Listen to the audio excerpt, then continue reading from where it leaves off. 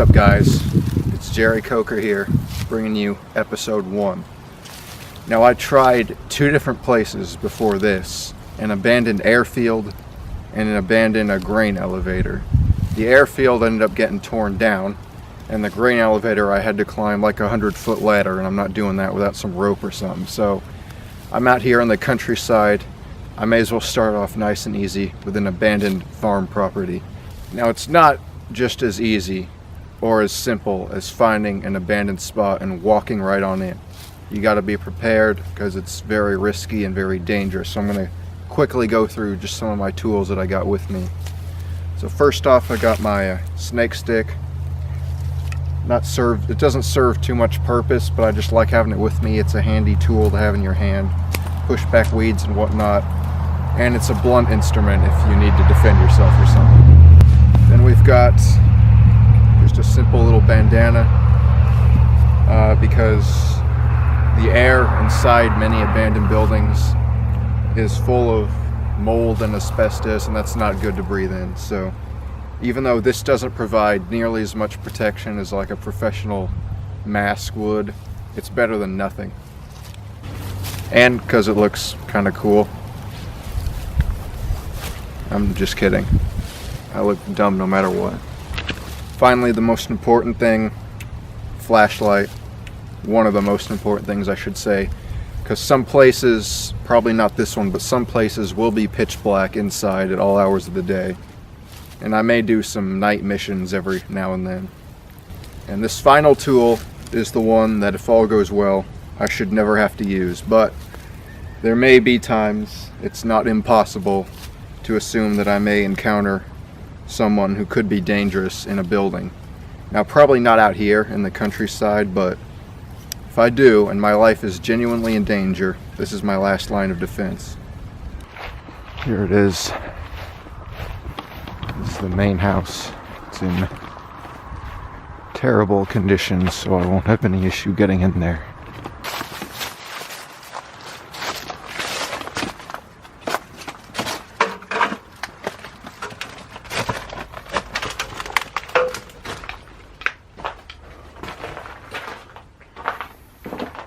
It's the basement, I guess.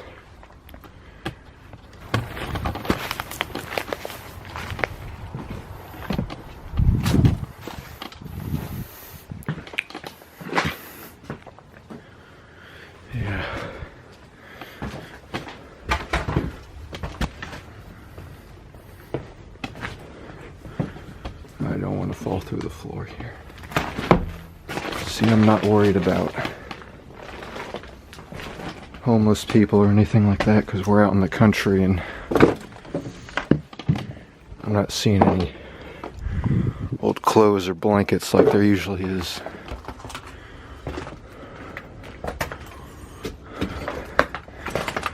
This is not stable. Barn.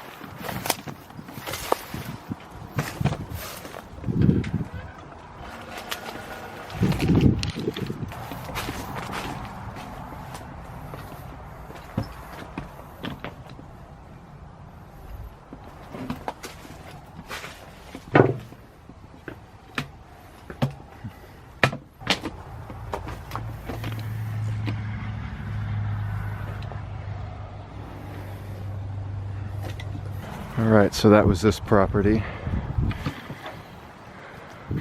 This is part 1. There's actually another house I passed by on the way here that was clearly run down and abandoned, so I'm going to see if I can get into that one. Just made it to the second location. This one looks much more ominous and it's much more open to the road, so I'd say the danger level here is a little bit higher.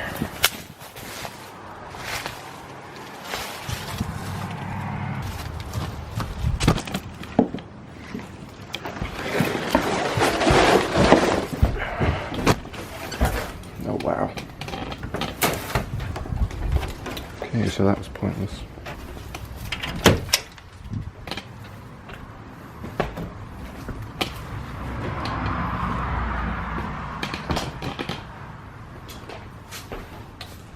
Kitchen. You know, out of all the abandoned houses I've been to lately, this one's actually looks to be in the best shape in terms of the indoors. There's the chimney. I'll make this promise to you guys right now, though.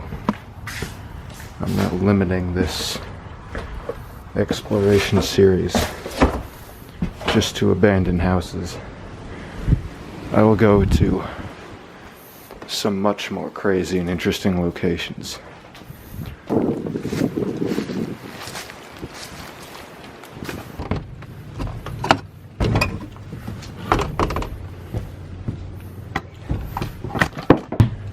This actually looks like a place where people would sleep, though.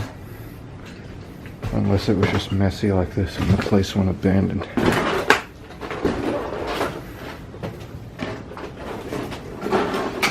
It's Super Bowl Sunday. I'm sure most people are gathered with their buddies to watch the game. Yet here I am. What was that? That better have just been the door. I'm sure it was.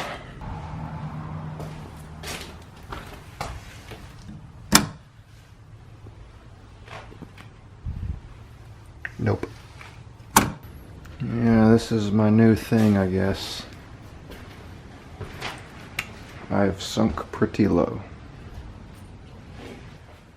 So yeah, these places out in the countryside like this are actually safer than the city ones, because the city ones are full of clothes and blankets and all sorts of stuff, because homeless people are able to get in there and stay there. But these ones out here, there's no one, so I got them all to myself like this. I've been going into abandoned houses for a little while now, you know, 2 or 3, and I've yet to discover any people inside, but it's gonna happen eventually, trust me. It's actually pretty sad to see this, you know.